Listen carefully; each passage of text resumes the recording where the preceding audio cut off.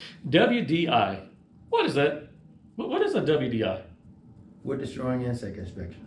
All right, so guys, you're going to hear that term a lot. Let's talk about what it is and how this whole thing works. All right, I got Derrick here with us again. Make sure you like, share, subscribe. Let's get it.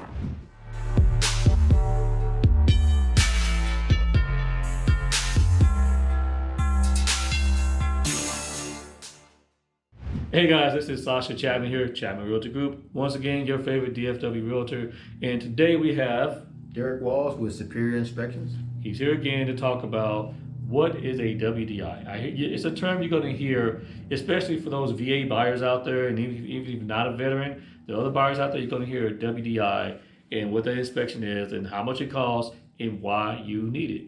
Let's talk about it. So first thing, WDI. It's not WTF, it's WDI. You know, wood destroying insect. So let's talk about it. How does this whole thing work? Sure. WDI in most cases is going to refer to termites. I mean, that's 99% of the time, that's what your lender is concerned about. They want to make sure that to the best of their ability that they're assured that that house doesn't have a termite infestation. So here in Texas, that's the biggest concern when we start talking about WDIs. And again, that's wood destroying insects. So we do an inspection where we inspect the perimeter of the home. Mm-hmm. Termites enter the home up around the outside perimeter of the foundation or through the plumbing penetrations through the foundation. Now, even though we can't see behind the wall, we do have procedures that we follow to try to detect termites that are inside the wall. Right. One of those things being is that when termites have been in a wall for a period of time, they will make very small, what we call pop-out holes in the industry. That's what we're looking for, and oftentimes too, they'll eat the paper off of the sheetrock, which will weaken the sheetrock. So if you ever see us filling in the walls, then hey, we're not. That's what you're doing. Okay, that makes sense. Yeah, so that's one of the things we do during that process. Okay, a couple of things that I'm gonna talk about WDIs this way that I see. Like, let's talk about bushes around the house.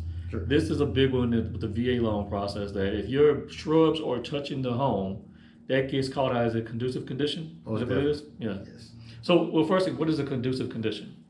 A conducive condition is a term that's used by the Texas Department of Agriculture, and what that is conditions that are present that will increase your chances of that home having an infestation. So you talked about it earlier, the shrubs touching the home. Mm-hmm. The primary concern there is with carpenter ants. Carpenter ants will regularly nest and forage within the shrubs.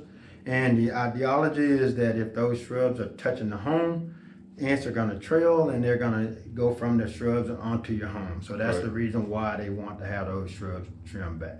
Okay. That's a big one for my sellers out there. Before you put your house on the market, I'm always telling my sellers, like, you got to trim this back. Because if they're touching, I already know what a VA inspector is going to say. Okay. Or VA appraiser is going to say. Another one is the fence. If the fence is right on top and touching the home, right? Yep. So is that pretty much the same situation? Yes, same thing. It's just you're trying to prevent that the possibility of those insects transferring. And if the fence is touching or in contact with the home, then that is going to be considered a conducive conditions. Oftentimes it's kind of tricky to correct it, but it can be done.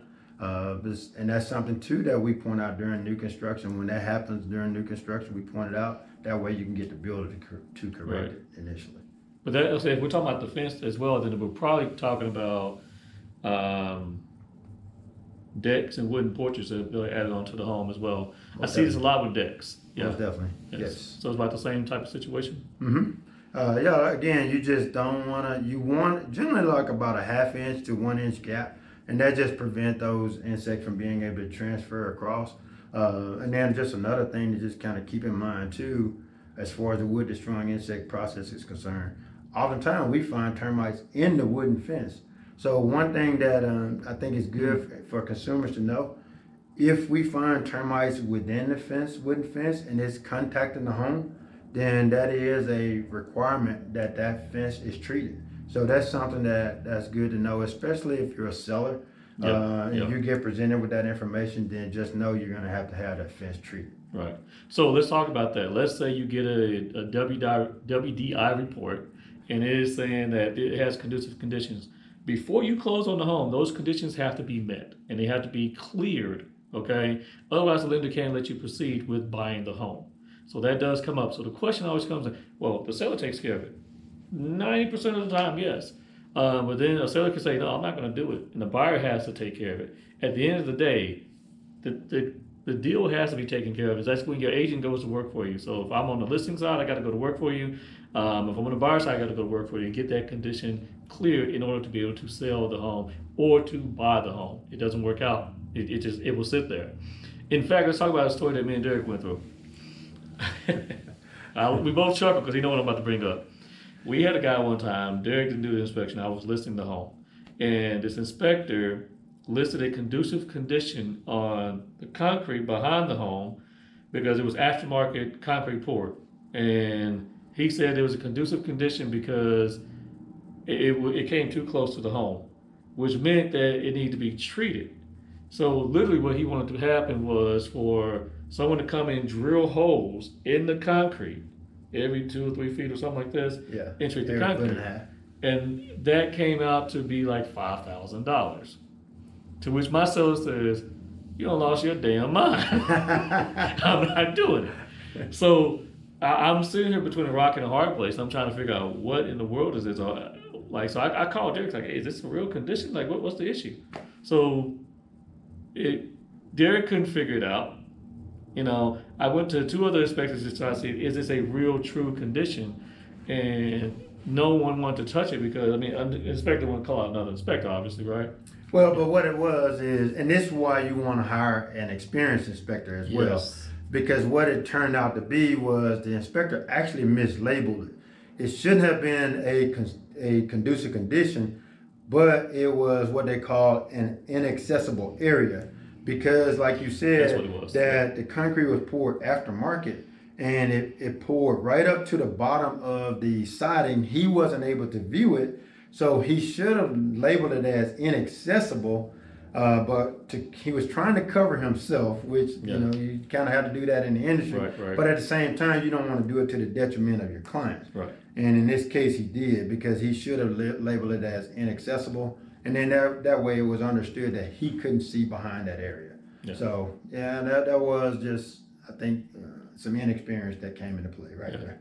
It's always good to have an experienced professional working with you, but just think about that. That mislabeling could have cost the buyer the home, because my seller was not coming off $5,000 for that. Almost cost you a deal. Almost cost us a deal, right? And the good thing is, myself and the other agent, who was really cool, we said, we both knew it didn't make sense. We both knew it didn't make sense. And we talked to the lender, we worked it out, we got someone else, matter of fact, we got Derrick to come in and look at it, and we got the report cleared. So it is super important to have a good inspector when it comes to these things, because that could have been a deal killer right there. Okay. And that would have been bad for the new buyer. They love the house. Seller obviously wants to sell it. I could have sold it again to somebody else, but yeah. So all because of the wrong terminology. Wrong terminology, wrong individual. So that is. All right, guys. So if you need a home inspector, Derrick is your guy. He is the guy. Make sure you guys give him a call if you need to get your home inspected. He also does pest control as well, obviously, so you can reach out to him for that. Make sure you like, share, subscribe, leave your comments down below. Peace.